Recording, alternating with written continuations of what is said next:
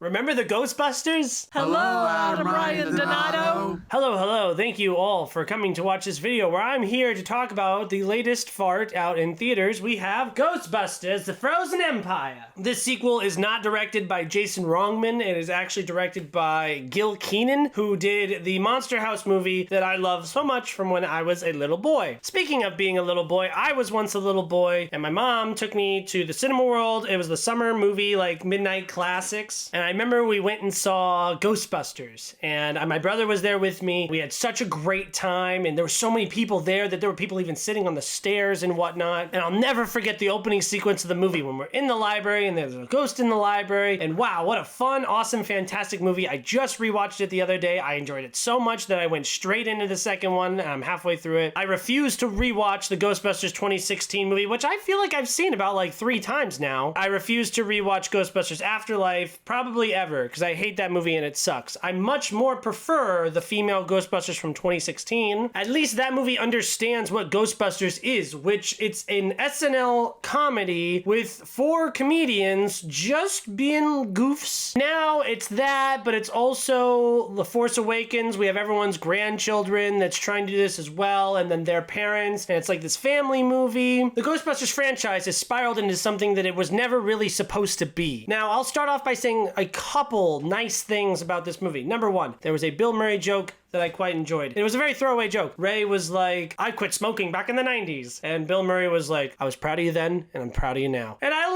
laughed for the first time in this movie. A lot of the jokes in this movie felt like the worst case of like Marvel humor. Like it felt like I was watching, I know Paul Rudd is in both, so that's the common denominator, but it felt like watching one of the Ant-Man sequels. There's a million characters that we're trying to follow. It's mostly relying on the humor, which is very bottom of the barrel jokes. I like that there was like a theme, like a visual theme, the Frozen Empire, like, oh, everything's cold and everything's like freezing up. That's cool. I like that Egon was not in the movie. That was awesome. And I also love how we never went to Walmart during the movie. That's right, ladies and gents, the bar is that low. Everything else in this movie stunk. One of my favorite things about The Marvels, a movie that a lot of people hated for unnecessary reasons, Kamala Khan is such an enjoyable character, and like she wants to be there. Like she's having a great time. She actively seems like she wants to be there. McKenna Grace does not. I hate her character so much. She is so boring and so bland. Her whole storyline with the ghost that she meets is so obnoxiously predictable that it's like so boring. Also, small little theory, I think the movie is, I don't know if it's pro-lesbian or anti-lesbian. We have McKenna Grace, our main character, who's this like 15-year-old girl. She has a somewhat relationship, like a friendship that she builds with a ghost who is a trans-dimensional being. And right when we're explaining how she's a trans-dimensional being, light pink and light blue hues fill up are projected onto McKenna Grace's face, and I'm like, aha, I get it. And it's like, oh, is this movie about how lesbianism it leads to sin?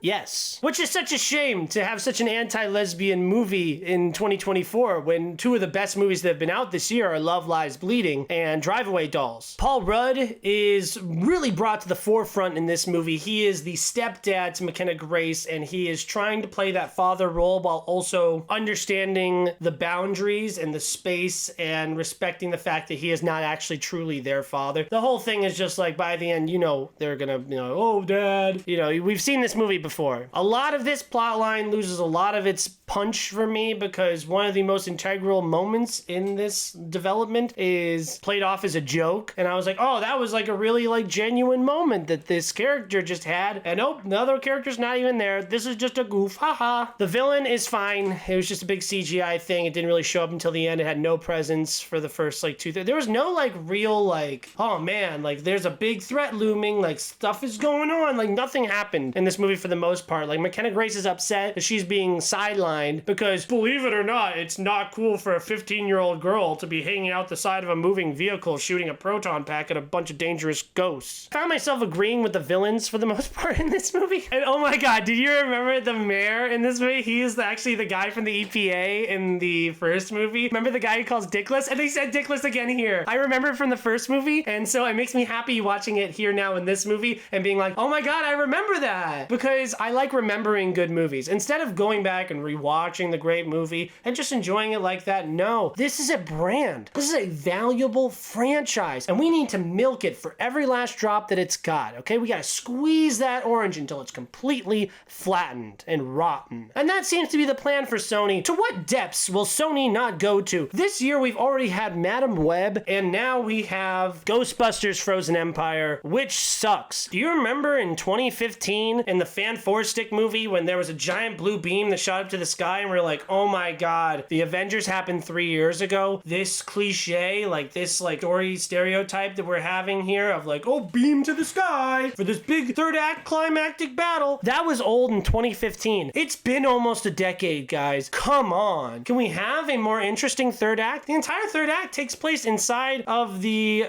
fireplace, wherever their home base is. Which normally it'd be cool. It's like, oh, all my characters are in one spot. And I know who all of them are, and I know what all their motivation is. I know what all the personal beef is. But there's no personal beef with the villain whatsoever. So it's not like, oh wow, what a cool like containment of this story, like that we're like focusing on the characters rather than the big spectacle. But yeah, no, I don't really get any like emotional, like, I don't know, they do vaguely tie everything up in the way that you exactly expect it to be tied up at the end. And it's so easy and so like unimpactful. Yeah, all the jokes in this movie are so unfunny. It's ridiculous. Like, this is a comedy movie. It's supposed to be a comedy first, and then it's supposed to be all these other things. It's just a bunch of comedians riffing with each other. Why? Why do we not understand that? Why are we trying to turn it into The Force Awakens? Why is it becoming this big, huge franchise? Who wants to see all their favorite heroes from when they were a kid super old? Super duper old. Finn Wolfhard has nothing to do in this movie. His mom, Carrie Coon, she has nothing to do in this movie either. Because Finn's whole thing is like, oh, I'm 18 now, so I'm an adult, and everyone's gotta respect me for being an adult. Dan Aykroyd is the only original Ghostbuster that seems like he wants to be there. One of my most annoying things about the trailer for this movie was, oh, Mel Nitz is in uniform. It's like, no, that was never a thing that I really felt like I needed or wanted. The cool thing about Mel Nitz was that she was just like the secretary. Like, she wasn't involved with all the ghost stuff. She was like, yeah, this is my 9 to 5. I'm not here to help you with the ghosts. I'm just here to do my job. Her joining in is like, oh, see, Grandma, you're a part of it too. All of us, you know, we're all represented. Grandma, Grandpa, Mom, Dad, son, daughter, we're all here, everybody. It's so easy to be super cynical about a movie like this. Like, it's such an obnoxiously wet fart of a movie. But like I said, it was slightly better than the first one. So the first one was like a 0. This is like a 1. Because like I said, at least there was like less actively offensive. The nostalgia is absolutely nauseating. I hated it. Oh my God, do you remember the library ghost? Yes, I do. And thank you for ruining that scene. It will have less impact on me now going forward, because I'm like, oh, remember in the Ghostbusters Frozen Empire movie where they were like, hey, remember this scene? I'm probably being too mean to this movie. The guy I took to the movie, Christian, he gave it a 3-star. I gave it a 1-star. I was like, you know what? In reality, it's probably more of a 2 anyways. I'm so predicting like a 62% on Rotten Tomatoes. The casuals will think this is fine. Well, I don't know, because I was trying to think who the target demographic for this movie is, because it seems like they really want the teens to get into it, like Finn Wolfhard, the girl from fucking Madam Web, McKenna Grace is here, but also you want original Ghostbusters fans, which, let's be honest, that's like guys over 40, probably white guys, and white guys over 40 are really not gonna vibe with the whole like maybe she's a lesbian storyline. It's not explicitly she's a lesbian, but like, come on. So I hated this movie, 1 out of 5. It sucks butts. Don't watch it. Please don't support this movie with your money. Pirate it, actually. Please illegally pirate this movie. Thank you guys so much for watching. Like, comment, subscribe. Why don't you tell me what your favorite Ghostbusters movie is, which it's the first one. All right, well then, what is your favorite Ghostbusters moment? One of my favorite moments in the first Ghostbusters movie. Shout out to Rick Moranis. The whole bit of he keeps getting locked out of his apartment, that is so much funnier than every single joke in this movie. It's crazy. Busting no longer makes me feel good.